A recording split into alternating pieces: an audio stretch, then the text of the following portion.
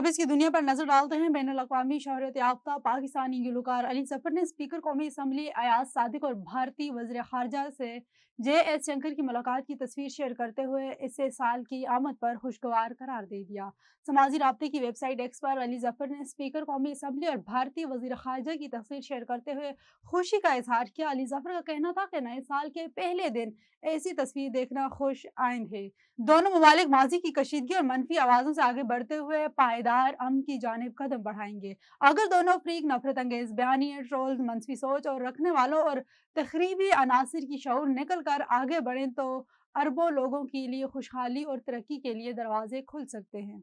Showbiz industry की मारूफ अदाकारा हिबा बुखारी ने सोशल मीडिया पर अपने मुख्तलिफ नामों से मुतालिक मद्दाह के सवाल का जवाब दे दिया। अदाकारा ने हाल ही में एक निजी टीवी के मज़ाहिया प्रोग्राम में शिरकत की, जहां उन्होंने कैरियर, ज़ाती ज़िंदगी और सोशल मीडिया से जुड़े मामलात पर खुलकर गुफ्तगू की। प्रोग्राम में मौजूद एक मद्दाह ने हिबा बुखारी से सवाल किया कि इंस्टाग्राम पर आपके 3 नाम हिबा कादिर, हिबा बुखारी और हिबा अरीस है, इसकी क्या वजह है और आपको कौन सा नाम पसंद है? बॉलीवुड अदाकारा खुशी मुखर्जी ने टी20 क्रिकेट टीम के कप्तान सूर्य कुमार यादव से मुतालिक दिए गए बयान पर वजाहत पेश कर दी। खुशी मुखर्जी ने कहा है कि सूर्य कुमार यादव से कोई रोमानी ताल्लुक नहीं है, मेरे बयान को गलत तराजू में पेश किया गया। खुशी मुखर्जी ने यह भी दावा किया है कि इंस्टाग्राम अकाउंट हैक हो गया था।